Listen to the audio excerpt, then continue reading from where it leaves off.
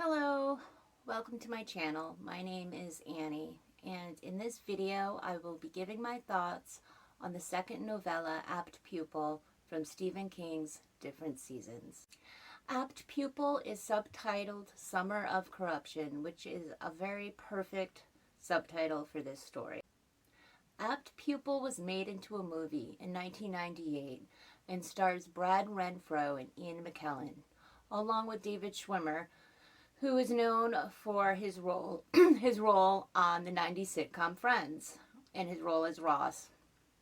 Along with David Schwimmer, another famous 90s actor, Joshua Jackson, who is known for his role as Pacey on the 90s teen drama Dawson's Creek.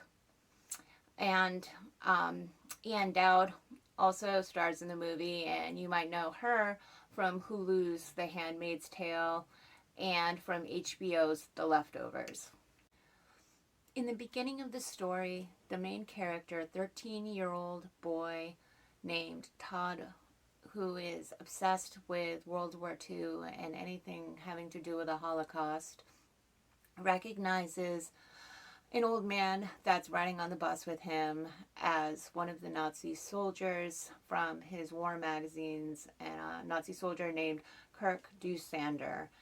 And so he follows the old man and finds out where he lives, and he eventually knocks on his door and confronts him with what he knows. And at first, the old man obviously denies this, and he introduces himself as Arthur Denker, and that he really doesn't know anything about any Kurt Doosander. But the boy Todd, he tells him that,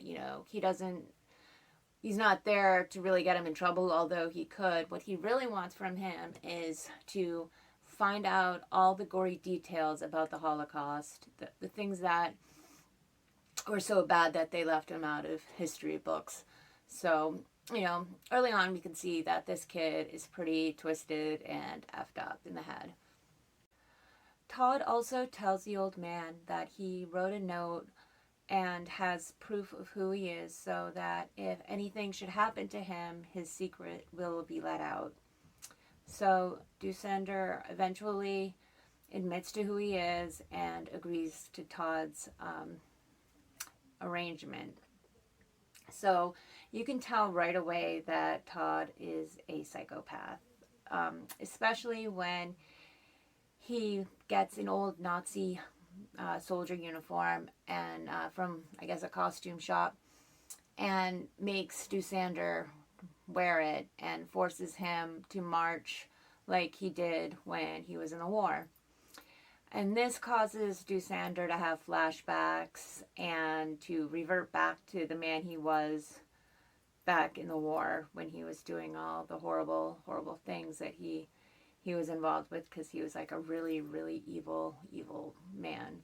So he kind of goes back to that, and it's pretty bad. So as Todd hears the gruesome stories that Doosander tells him, he actually gets sexually aroused by it. And he fantasizes about torturing women and other things that I don't know if I can say on here, but pretty gnarly stuff. And over the years, Todd visits Doosander, telling his parents that he is reading to an old man who is going blind, and he has his parents fooled, and his parents really think he's exceptional and special, and his mother describes him as being an apt pupil. So Todd goes out of his way to do everything he can to appear normal to everybody, but in reality he's a complete psychopath. He fools everybody, but his fantasies eventually end up becoming reality when he begins murdering some winos that live in his area. As I mentioned, Doosander reverts back to the evil man he was in the war, and at first he begins kidnapping cats and eventually he ends up actually adopting a puppy, only to torture these animals in the only way he knew how. And I'm sure you can imagine what that is. And yeah. He, like Todd, eventually, though, moved to killing the winos that lived in their area, and he would lure them to his house by promising them food, a warm bed, a warm meal, alcohol, sex sometimes, and money. And he would get them to his house and he would kill them and bury them in his cellar. And as Todd is blackmailing Doosander, Doosander does the same to Todd, and he asks him what everyone would think of him when they found out that he had been visiting such an evil old man all these years. And Todd and Doosander, their relationship is one where they despise each other, but at the same time, they also respect each other, and the two of them feed off of each other's evil. After killing a man, and in the process of trying to bury the body in his cellar, Doosander has a heart attack and calls Todd for help.